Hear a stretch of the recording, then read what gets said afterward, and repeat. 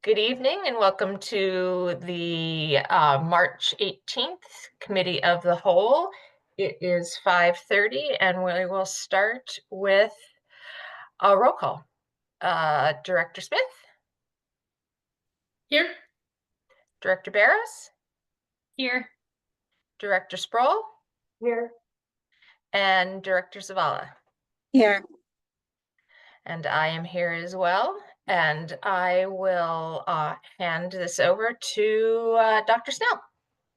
Thank you, Director Decker. We are in the Committee of the Whole, so we are previewing the regular board meeting April 8th, which is coming out of spring break.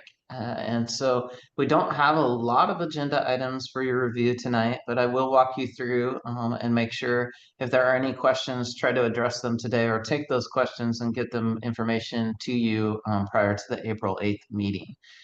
So our first item on the agenda is you see these happen each year is revisions to the ASB bylaws for specific schools when they look to add clubs or rename existing clubs. And there's two examples of that for VSAA. So this is on here with a recommendation that the board approve the amended constitution and bylaws. It looks like it says Columbia River High School here. So I need to note that I think it's the VSAA one, and it might just be a typo down here. If I'm reading that. I think last month Columbia River had some ASB changes, so maybe that's just left over from that. So I'll make sure that gets updated before the April 8th meeting. And then the second part is not an action item. It's here under contracts, but it's informational. We are required to do an annual building assessment and condition summary report. And so AJ Panter leads that effort with his team. There's supporting documents here, and there's a scale of how OSPI asks us to rate those facilities. Those can come into play more when we're looking at a bond or something that might utilize poor conditions to generate some matching funds or things of that nature. So the annual report information is included here. And then we have our notice of approved procedures. This is a new update that we've done this last year and a half or so, where even though procedures don't require board approval, we've been noticing them in the board meetings. I think that's a great addition that Taylor has brought on. And speaking of Taylor, we do have some first readings that I'll turn it over to him to give you an overview of. All right, thanks, Dr. Snell. So yeah, we have 4 policies we'll bring next month for first read. 2 of them are sort of second round updates to our Title IX policies. So coming back into compliance with the regulations that are now in place at the federal level. So that applies to this 3205 sexual harassment of students prohibited policy. You all had updated that earlier this school year, and so we are essentially going back to the version of the policy that had been in place prior to this school year to align with what is now federal law in Title IX.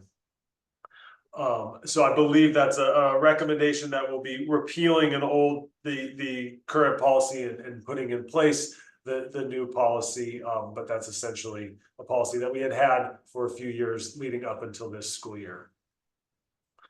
Policy 3210 is our non-discrimination policy for students. This policy just hadn't been updated in a few years. WASDA made some recommended updates to align the language with the WAC, and an area that is new in the WAC this year is a requirement to have some a model language in the student handbook around non-discrimination and sexual harassment. And so we added that to our handbook this year and are updating our policy to reflect that requirement.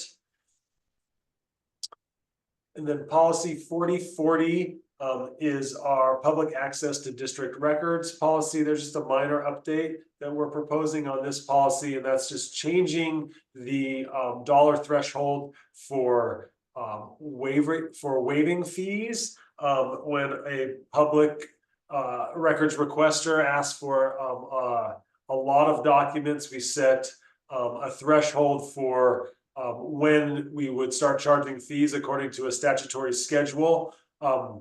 And so we would just be aligning this policy with actually our procedure and current practice, which sets that at $5. So what that means is if it would cost $5 or less to fulfill the request, then we don't charge the requester. If it would cost more than that, then we require the fees to be charged. And then there's the last one is policy 5011. This is the sexual harassment of district staff prohibited. So same as the student policy, this is just a realignment with federal law, Title IX law. Taylor, So- I have a question about the public records one. Yeah. Is that just like the printing costs? So that yeah, is- there are, right. So we don't charge for our time. We can't charge for our time. Charges include if we have to make photocopies, Okay. if you have to if you electronically transmit records, then there is a fee for that. So essentially, you know, PDFs and emails that are sent also have fees. Okay, attached to. that was my question, if it was just for printing, and I wasn't sure if public records could be also electronically sent, and if that would like make the cost lower, kind of how that So would. yeah, I mean, largely they are, most requesters ask for them electronically as opposed to in hard copy.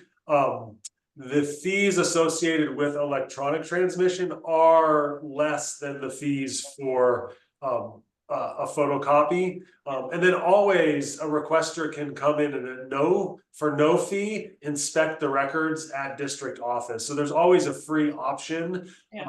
And I'll say by and large, the requests that we receive come in under the, like within the waiver threshold, so that we don't charge for them. It's just the larger requests that have associated fees. Okay. Thank you. Yep. Any Okay. other questions for Taylor? Nope. Okay. Then under teaching and learning, we have two items. One is the annual or the monthly approval of instructional materials. This one, I believe there was only one when I looked at it last. Oops, I clicked on the wrong one. I'm sorry.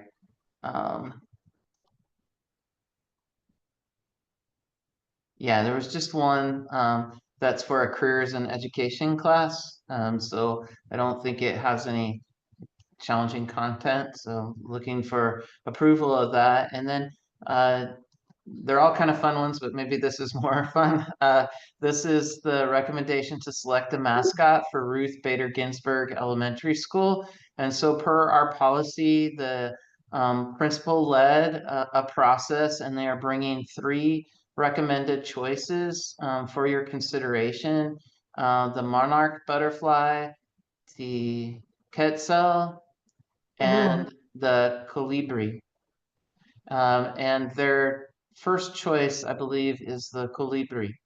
And so those are, and the team did a good job of summarizing the rationale for each of those. So, yeah, I don't know if you have any questions about that. You said you believe that that's their top one. Is that can we find out if that's a definite or? It is, as I look at this, they rank ordered those Oh, for you. okay. Yeah. Those are beautiful. So exciting. So that's it on the agenda so far. As you know, sometimes there are some contracts or things that come in, and if that happens, we will let you know ahead of time before you show up to the April 8th meeting. If there aren't any other questions for me or Taylor, I'll turn it back to you, Director Decker. All right. Do we have any questions from other board members? Okay. Then we are going to recess for an executive session around legal advice, legal counsel. And we should be with no action to be taken. And we should be done in around 45 minutes, hour. I'm going to say 45 minutes and I can come back if I need to. So in 45 minutes.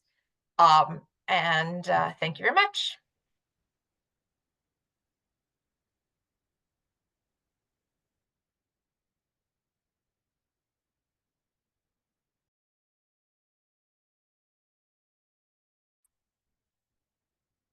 Good evening. It is now 6:27 and we're going to need about 20 more minutes for our executive session. So it will be 6:47. Thank you.